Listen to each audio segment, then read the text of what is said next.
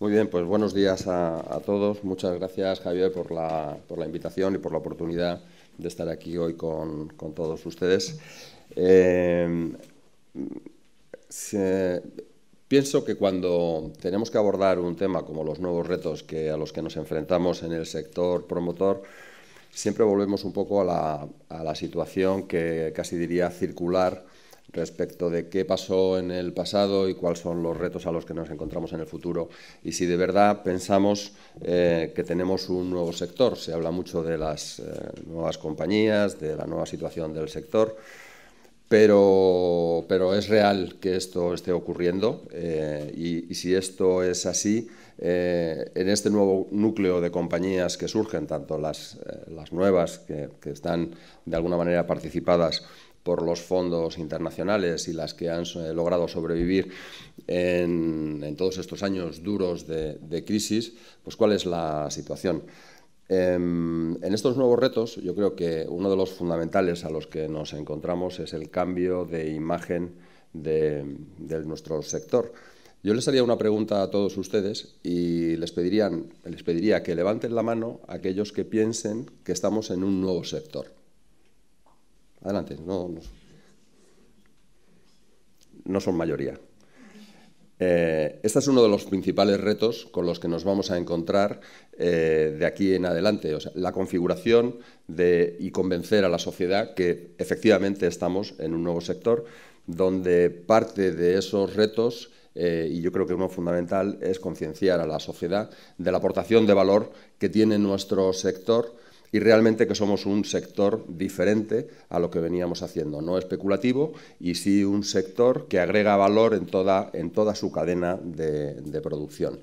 Y yo creo que es uno de los retos que desde la Asociación de Promotores con más ahínco estamos llevando a cabo. Toda la participación que estamos teniendo en formación, toda la participación que tenemos en eventos públicos para mostrar otra cara completamente diferente de nuestro sector y que nada tiene que ver, hombre, quedarán empresas que sí, que seguirán con sus antiguos dogmas, pero que poco a poco yo creo que vamos cambiando. Escuchaba en la presentación a Javier y le escuchaba hablar de eficiencia energética, le escuchaba hablar de industrialización en los procesos y de responsabilidad social, cosa que hace no demasiado tiempo en el sector era absolutamente impensable que nadie estuviese hablando y dando ideas sobre estas cuestiones.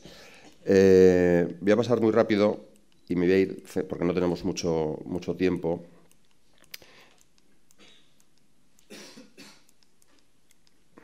Y me voy a centrar fundamentalmente en esto, en los retos del sector. Y yo fundamentalmente pienso, primer reto que tenemos, el cambio de imagen de nuestro sector, absolutamente fundamental. El segundo reto viene ya más con nuestra cadena de valor y nuestro sistema de producción, el suelo. Ayer tuvimos la oportunidad de dar una rueda de prensa y lo que estamos viendo, donde la carestía del suelo a la que estamos asistiendo en estos primeros inicios, llevamos prácticamente año y medio, 2 años de recuperación de nuestro sector y de una recuperación muy parcial, donde solo se está haciendo a 2 velocidades, como bien decía Javier. Y en aquellos sitios donde vemos que hay una recuperación clara, volvemos otra vez a caer en otro de los problemas endémicos que ha tenido nuestro sector.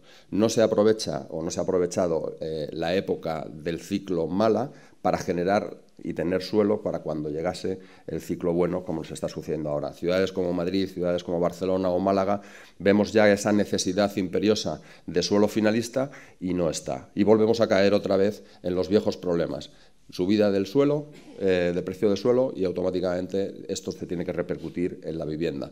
Y lo que vamos viendo es que lo que es una recuperación clarísima del sector, nos encontramos y en diversos parámetros que siempre medimos a los efectos de saber cuál es el estado de salud del sector, pues vemos que ya se empiezan esos ratios y esos parámetros ya se empiezan a modificar. En concreto, por ejemplo, el esfuerzo que tiene que hacer una familia a la hora de comprar una vivienda.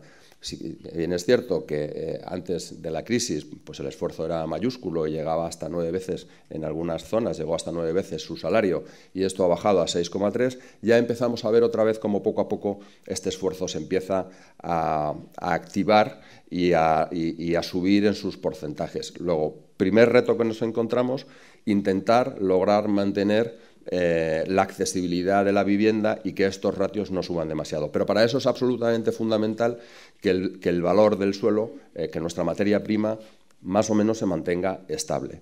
Y para eso es fundamental que los ayuntamientos generen y tengan la capacidad de poner suelo finalista en el mercado a través de los planes generales, o como está ocurriendo en el caso de las grandes bolsas en las grandes ciudades, que los ayuntamientos no paralicen esta creación donde la iniciativa pública tiene mucha presencia, no se paralice. Luego, este sería otro reto. Otro reto al que nos encontramos también tiene que ver con la administración, es la reducción, en definitiva, de los plazos de las concesiones de licencia.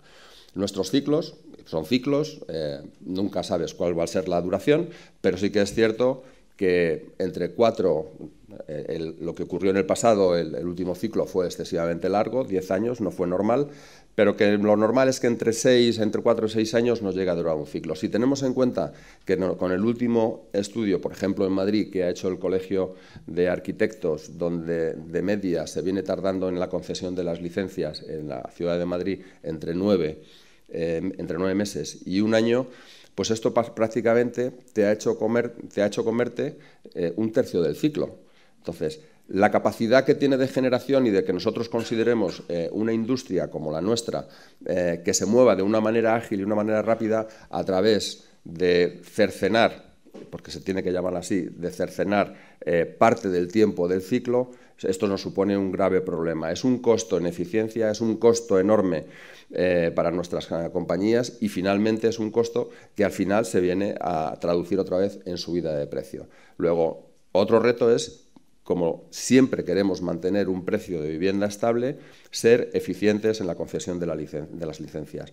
Para ello, en el caso nuestro de Asprima, hemos llegado a un acuerdo con una compañía de software y hemos desarrollado ya un software que es capaz, si tú presentas al ayuntamiento un proyecto en BIM realizado en 3 dimensiones, es capaz de analizarte en 15 minutos los parámetros urbanísticos que son necesarios y que se estudian a efectos de conseguir esta concesión de la licencia.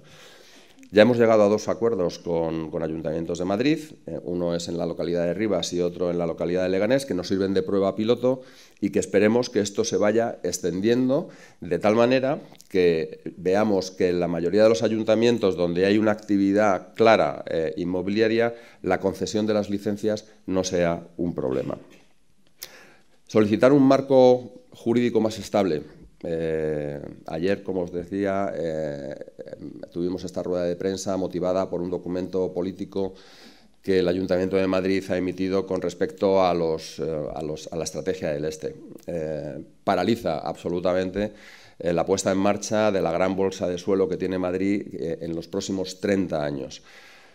Cambiando las reglas de juego de un marco, como es el Plan General de Madrid, que fue ratificado por el Tribunal Supremo en el año 2016. Cualquiera, ya sea inversión nacional o inversión extranjera, que venga a una ciudad y que se guíe de esos parámetros de legalidad que se supone que todo país desarrollado tiene que tener, y que se encuentre que le cambian las reglas del juego a mitad del partido, no genera seguridad jurídica. Luego, entiendo, y así lo hemos pedido, y por parte del Ministerio de Fomento se está trabajando en una ley, haya un proyecto de ley también con el Ministerio de Justicia, que se va a titular Ley de Seguridad en el Urbanismo.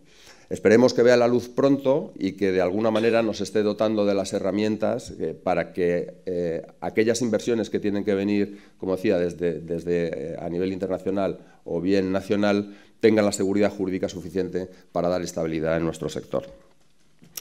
La rebaja del coste edificatorio. Esto es un gran problema, ya lo estamos empezando a vislumbrar. También como poco a poco los precios, en la medida que la actividad va subiendo, y yo creo que debido a la gran destrucción de mano de obra que tenía nuestro sector. Recordar que estábamos en 2.400.000 personas y hoy más o menos empleadas hay 1.200.000. El resto no, se han reciclado. Te puedes encontrar desde conductores de Cabify que venían en nuestro sector a gente en la hostelería, y que es difícil retomar esta mano de obra para que vuelva a nuestro sector. A consecuencia de esto se genera más actividad, poco a poco el precio de la construcción va subiendo.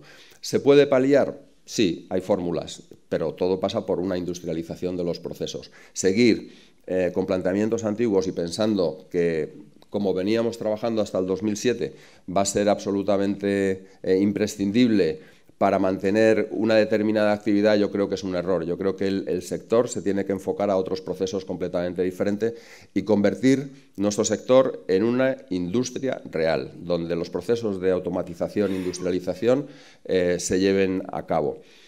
Creo que eso es una labor que se tiene que hacer entre todos. Hay gente que ya está viendo empresas que están abriendo camino, pero creo que tiene que ser una tónica, una dinámica que se tiene que establecer. La comparativa que siempre hacemos, y es recurrente, con sectores como el automóvil o sectores como la aviación, por ejemplo, donde los procesos de industrialización y de externalización de determinadas tareas llegan a su grado máximo, pues al final te das cuenta que ganan en una eficiencia tremenda y que esa excesiva dependencia que tenemos de mano de obra, no deja de ser nuestro sector muy dependiente y muy manual de esta mano de obra, cada vez se reduzca más y sean procesos más industrializados que ayudarán a contener la escalada de precios. La rebaja de los impuestos. Saben, y lo hemos manifestado muchas veces, que los impuestos representan el 25% del coste total de la vivienda.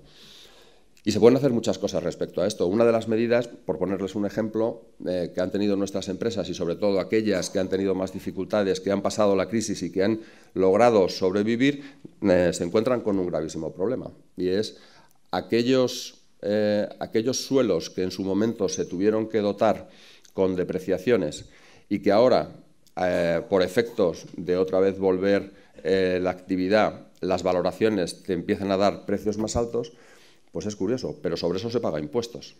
Y les voy a poner un ejemplo. Si alguien compró una compañía en el 2007 y le costó 100 millones de euros, a raíz de la crisis no establece ningún tipo de actividad y las valoraciones le dicen que tiene que depreciar sus activos en 50 millones.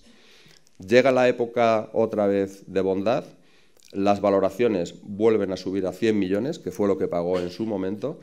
Esa empresa no ha tenido actividad y ha tenido que pagar impuestos por esos 50 millones de reversión. Yo creo que es demoníaco. Hay situaciones, y sobre todo en nuestro sector, donde prácticamente el 100% de las empresas hemos vivido esa situación.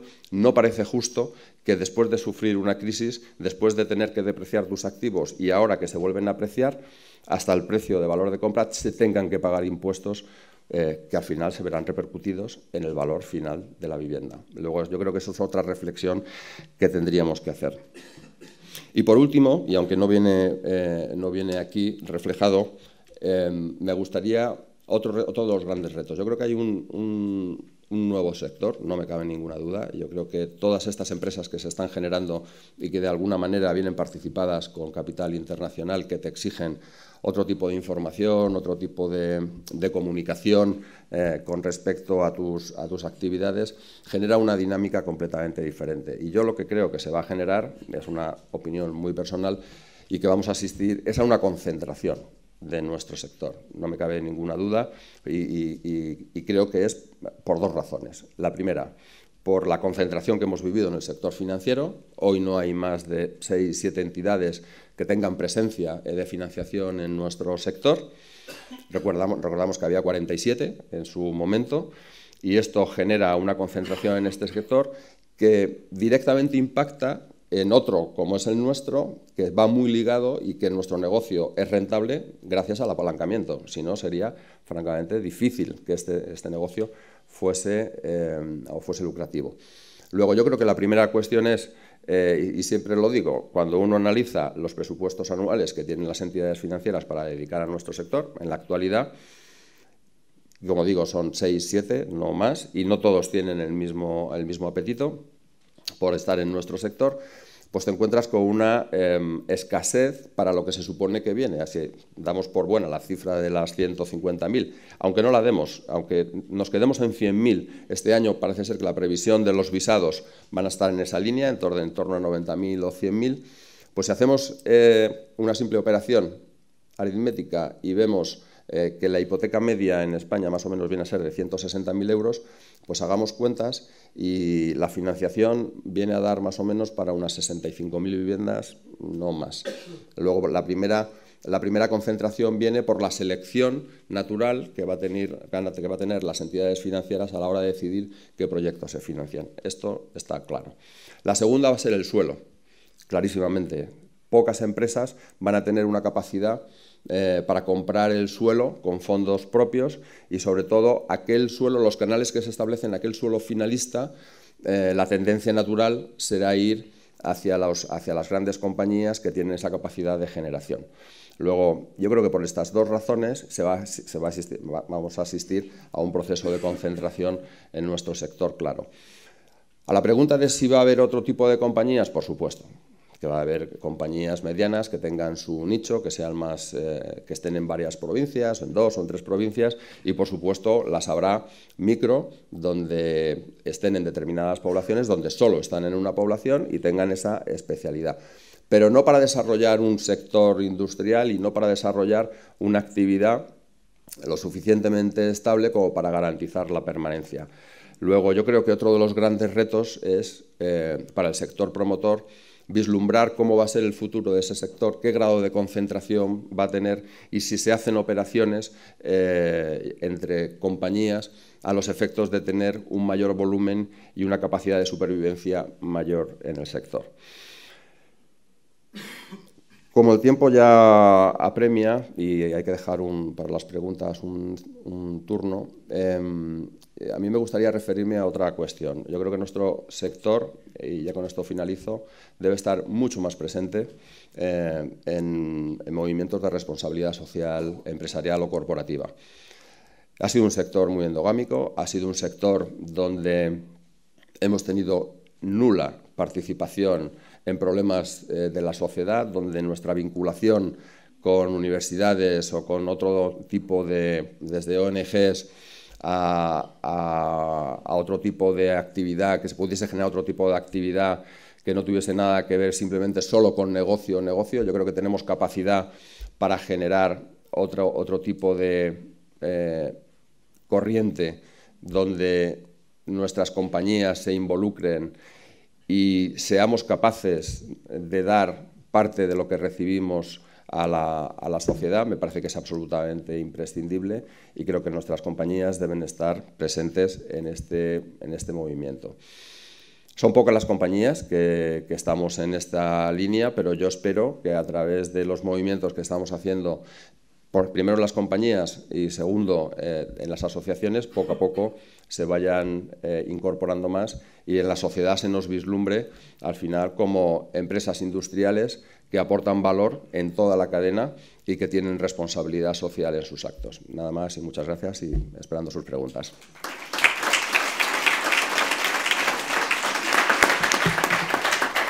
Muchas gracias, Juan Antonio. Bien, pues abrimos un turno de preguntas, tanto ustedes, hay un micro, o si algún miembro de la mesa pues también quiere hacer alguna, estamos a tiempo. Sé que la primera hay que romper el hielo, pero bueno. Yo voy a hacer una... A ver, no es de colmillo retorcido, pero sí me gustaría saber, eres el presidente de una patronal, hablamos de que el sector está cambiando. ¿Qué grado de colaboración y de resistencia estáis encontrando en el sector en general ante digamos, esta nueva perspectiva? El grado de resistencia es grande. Hay que ser transparentes. Esto es una de las cuestiones que desde que yo entré en Asprima y luego en la Nacional lo dije, yo creo que la transparencia es imprescindible. El grado de resistencia es muy grande. Es un sector, como decía antes, muy endogámico y además es un sector que su materia prima, que es el suelo, genera mucha competencia y mucha competitividad entre las propias empresas, de tal manera que se actúa, permitidme que lo califique así, como lobo solitario. Esa es una realidad, porque la falta de transparencia y la falta de que nadie conozca qué es lo que estás haciendo, de alguna manera se piensa, que yo creo que no es así, o que se protege o que te protege frente a las incursiones de otra compañía en el mismo suelo que tú quieres tener. Y eso ha generado, yo creo que un comportamiento que es poco solidario, donde si queremos cambiar este sector tiene que ser entre todos, no vale con que 2 o 3 compañías hagan cosas diferentes. Yo creo que tiene que haber una fuerza clara donde todos empujemos en la misma dirección. Por poner otro ejemplo, nuestras relaciones con las administraciones. En las relaciones con las administraciones, pues ya cada uno se valía y cada uno tenía sus contactos y de ahí se llevaba mejor y tenía mejor relación con un funcionario, con otro funcionario, y parece que te solucionaba tu licencia o tu problema de licencia, y a los demás pues ya se las apañen. Pero yo creo que eso es un grave error. O sea, eso no genera ningún movimiento de cambio donde primero las administraciones te perciban que tienes una sola voz, que es importantísimo, que el sector, que viene a ser el 6%, hemos sido mucho más, pero el 6% es muy importante dentro de un sector del PIB de nuestro país, que no te perciba que eres un sector dividido y que va a solucionar o va a resolver sus problemas cada uno yendo por sí solo, hablando con quien corresponda en cada momento. Luego, en ese sentido, creo que hay poca solidaridad. Pero bueno, también es cierto, y por lanzar un mensaje positivo, que poco a poco, empezamos hace 2 años y medio, más o menos, y poco a poco hemos ido viendo cómo esa corriente se va transformando, va cambiando, y yo creo que ya hay mayoría de gente que piensa en esta línea, o por lo menos que le ha calado que tiene que cambiar. Yo no digo que haya cambiado del todo, pero que le ha calado que tiene que cambiar. Y veremos, yo lo tengo claro, que probablemente en un espacio no demasiado y te tienen que surgir determinados problemas para que te llegues a unir y veas que la fortaleza de tu sector cuando está unido es mayor. Yo creo que ahora está ocurriendo, pues tiene que ocurrir esto, y yo creo que en un año y pico escucharemos una sola voz en el sector. Muy bien, tenemos una pregunta. Os pediría, por favor, que os identificarais, vale, y así todos sabemos. Buenos días, Julián Salcedo. Enhorabuena, magnífica intervención, como siempre, Antonio. Yo coincido contigo plenamente en lo que has dicho de la concentración del sector. Ya ha tenido lugar en las entidades financieras y es evidente que se está produciendo en el sector inmobiliario. Es verdad que, por definición, el sector está muy atomizado y lo seguirá estando en el futuro. Nunca será un sector de muy poquitas empresas, son miles, ¿no? No obstante, yo iría un paso más allá. Yo creo que eso que tú has dicho de la concentración corre el riesgo de producirse un cierto oligopolio de oferta, precisamente concentrado en las que tienen más fortaleza financiera, fortaleza para adquirir suelos, y eso a mí personalmente me da una cierta preocupación siempre. Los oligopolios no son buenos, ¿no? ¿Cuál es tu opinión? ¿Qué te parece? Yo creo que lo que está ocurriendo en las compañías, o sea, ocurren dos cosas, o están ocurriendo dos cosas. La primera, tenemos compañías puras promotoras residenciales que están ya cotizadas. Eso nunca había ocurrido en España, porque siempre para que una empresa inmobiliaria estuviese cotizada se suponía que tenía que tener una pata patrimonial muy importante, y eso no está ocurriendo. Y entonces lo que vamos viendo es que nuestro sector es, en mi opinión, que va con cierto decalaje en el tiempo con respecto a otros países, primero por nuestras circunstancias, el baby boom, por cómo se produce. Pero esto ya prácticamente se ha acabado, y lo que estamos encontrando es que tiene que entrar en una estabilidad, en un periodo de madurez, como ha ocurrido en otros países europeos. Yo siempre pongo el mundo anglosajón como ejemplo, pero Francia también puede valer, ¿no? Entonces, ¿qué hay en estos países? Pues hay 8 o 9 compañías cotizadas, donde hay un mercado muy maduro, producen menos vivienda que nosotros. ¿Y qué es lo que ocurre cuando una sociedad está cotizada? Que es muy transparente, que es una sociedad donde, a través de la información que tiene que dar al mercado, entidades financieras, pues se produce muchísima más transparencia. Y eso yo creo que es una grandísima ventaja para la organización del sector inmobiliario con respecto a lo que ocurría en el pasado. Insisto, la falta de transparencia no es bueno y parte de esos escándalos que se han producido en el pasado pues venía motivado por esa falta de transparencia. Que se produzcan oligopolios cuando hay una empresa, dos, nada más, pero yo es que sí que veo perfectamente 8 o 9 empresas en España que puedan estar cotizadas. Creo que hay tamaño de mercado para ello. Y que lo vamos a ver en un futuro no muy lejano. Estamos viendo ya los movimientos. Metrobacesa sale probablemente ya la primera semana de febrero. Nosotros también estamos preparando la compañía.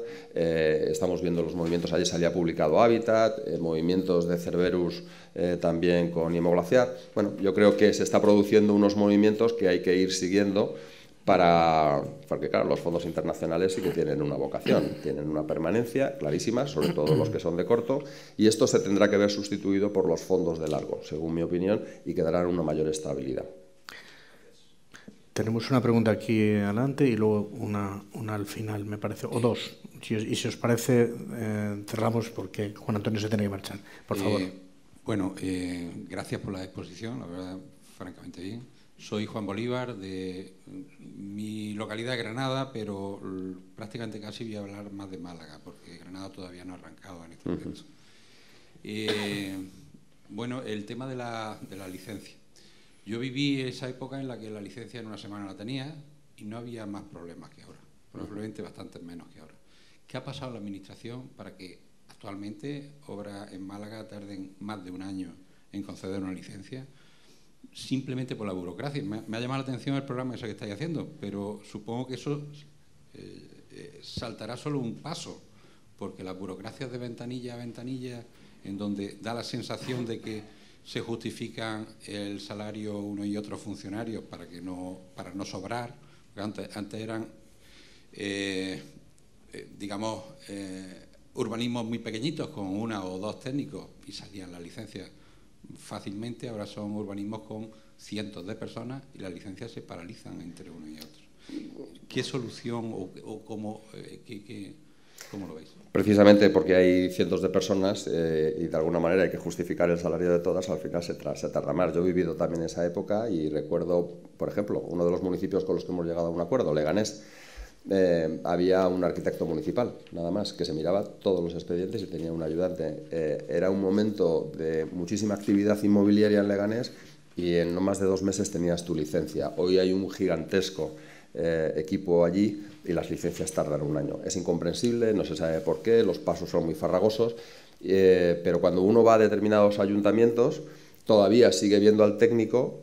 Cuando ahora está permitido llevar en un pendrive tus proyectos, lo primero que dice el técnico es no, a mí tráemelo en papel.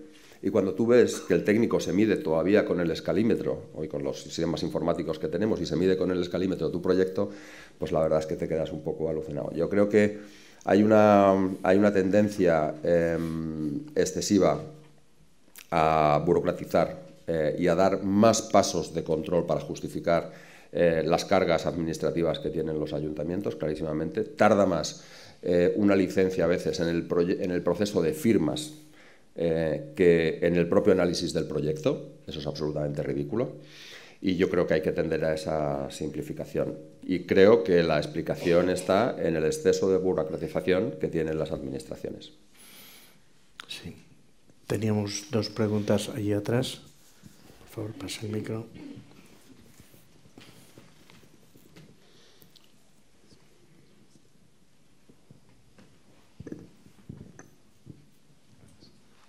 Sí, buenos días, David Ferrero de ADIF. Aprovecho para hacer alguna consulta.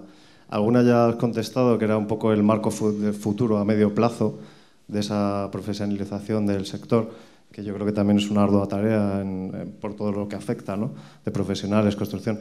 Pero ya aprovecho para hacer otra pregunta, si en ese marco futuro, después de ese momento de cooperativas que ha habido en grandes operaciones, en el momento de la crisis, si en ese futuro tendría cabida las cooperativas y cómo ve ahora, ya un poco después de esa resaca post-crisis, todas esas actuaciones que muchos estuvimos expectantes y que sirvieron también un poco para marcar el comienzo de la recuperación, ¿no? ¿Se refiere a qué operaciones en concreto? Pues me refiero a Domo y Bosa, etcétera, ese tipo, porque parece que ahora o han desaparecido, están de un perfil medio, sí que han surgido otras al respecto también. Quizá no es el foro adecuado para hacer esta pregunta, pero bueno, por ver un poco ese encaje en tu opinión, vamos. Yo creo que el mundo cooperativo en determinadas plazas lo tiene difícil, sinceramente. Yo creo que lo que ha ocurrido en las operaciones que comentaba, pues tanto en la de Cuatro Caminos como la de Raimundo Fernández Villaverde, es un hecho claro pero yo quiero matizar. Hay una diferencia. Una diferencia enorme es la cooperativa, que es cooperativa como tal, y otra la que tiene detrás una gestora que está profesionalizada y que se dedica a hacer especie de comunidad de propietarios o de cooperativas. Yo creo que son dos situaciones completamente diferentes. A mi modo de ver, en el futuro, como yo lo veo, lo va a tener francamente complicado. Primero, va a tener problemas casi con toda seguridad por las inseguridades que genera, y estas dos operaciones son claras, ¿no? Prácticamente llevan más de 3 años desde que se iniciaron las cooperativas y han tenido enormes problemas que todavía no han resuelto, y eso genera, yo creo, que una intranquilidad en aquel que tiene que poner su dinero desde el principio en una gestora y donde sabe que cualquier fallo de cualquier cooperativista lo asume directamente. No es como en el caso de una promotora, que si tú, por cualquier circunstancia, tienes en la empresa, tienes fallas de clientes, quien asume esto es la propia compañía. No repercute esa situación en el resto de propietarios, como es el caso de las cooperativas. Y luego yo creo que la gran dificultad que van a tener, ya no tanto la financiación, porque sí que es cierto que las entidades financieras, si tú le llevas un número de cooperativistas, al final para ellos son preventas, con lo cual no tendría, si hay una demostrada capacidad por parte del equipo gestor, la entidad financiera no va a tener muchos problemas a la hora de concederle el crédito, pero sí yo creo que va a tener un enorme problema en el acceso a suelo. Y eso va a ser una barrera de entrada muy potente. ¿Que va a haber mundo cooperativo? No me cabe ninguna duda, siempre no va a desaparecer y siempre habrá alguna, pero yo no creo que con tanta presencia como hubo en el pasado. Sí, teníamos una última pregunta también en la parte posterior. Buenos días, soy Javier Tapias de Solvia. Muchas veces hablamos de suelo cuando nos referimos a solares, y para mí la verdadera materia prima es el suelo en desarrollo. Durante todos estos años de crisis prácticamente ha habido pocas empresas que se hayan dedicado al suelo en desarrollo, como muy bien has dicho antes. Los fondos de inversión, por su aversión al riesgo, tampoco están de momento entrando en el mercado del suelo en desarrollo. Las entidades financieras les cuesta financiar suelo en desarrollo. ¿Cómo solucionamos esta carencia de solares si las empresas promotoras no se dedican al suelo en desarrollo? Pues, a ver, si uno coge los mensajes que se lanzaban desde las sociedades que están cotizadas en estos momentos y escuchabas a sus consejeros delegados, normalmente se presumía de dos cuestiones. Una, perdonad porque voy a utilizar el lenguaje que se utiliza normalmente entre los fondos. Todo su suelo era fully permitted, lo cual quiere decir que tenían el proyecto de reparcelación aprobado. Da la sensación de que cuando dices fully permitted es que es licenciable inmediatamente. Pero bueno, esa es la disquisición que se hacía. Oye, todo mi suelo es fully permitted y yo nunca voy a estar en lo que se llama suelo estratégico. Y el estratégico es aquel que tiene gestión. Eso es imposible, mantenerlo en nuestra actividad. Todas nuestras compañías tienen que tener un porcentaje de suelo en gestión que te garantice, de alguna manera, esa reposición en tu actividad. Porque si quieres mantener los márgenes, obviamente tienes que correr más riesgo para cuando el suelo finalista empieza a subir el precio y tus márgenes, porque tú sabes que estás topado por el precio que puede pagar tu cliente, empieza a reducir tu margen. La única salida que te queda es que ese suelo de reposición que has tomado con más riesgo vaya sustituyendo con un mayor margen al que de otra manera con el suelo finalista no tienes. Eso es así, y yo ahora estoy viendo ya en varias intervenciones, ya los he escuchado decir, oye, ya me estoy planteando entrar en suelo estratégico. Luego, la primera cuestión es que los fondos ya empiezan a pensar que para mantener esa actividad tienen que tener esa tipología de suelo, lo cual viene bien porque es un dinero fresco que te entra sin necesidad, porque no puede ser de otra manera. Yo jamás abogaré porque el suelo estratégico a largo vaya financiado. O sea, eso yo creo que fue uno de los grandes errores del pasado, y encima la estructura de financiación que se estableció es que con financiación de corto estabas financiando suelo de largo y además de muy difícil gestión. Eso fue uno de los grandes problemas. Luego, el suelo estratégico tiene que estar comprado con fondos propios, sí o sí. Luego, yo creo que ese cambio de idea que tienen los fondos internacionales de entrar ya en este tipo de suelo va a ser definitivo a los efectos de empezar a producir suelo. Lo que pasa que es difícil, no todas las compañías tienen los departamentos de suelo preparados para que sean eficientes, y esto yo creo que tiene que suponer también un cambio de estructuras dentro de esas compañías. Pero a la respuesta de si hay que tener suelo preparado, cada uno medirá sus porcentajes de sustitución del suelo finalista. Será ridículo tener un 30% de suelo finalista y un 70% de estratégico, pero yo creo que un porcentaje equilibrado de tener un 80, 75, 80% de suelo finalista y el otro tenerlo de suelo estratégico para ir sustituyendo, yo creo que será lo adecuado, y lo vamos a ver en un espacio muy corto de tiempo. Muy bien, pues nada más y muchísimas gracias.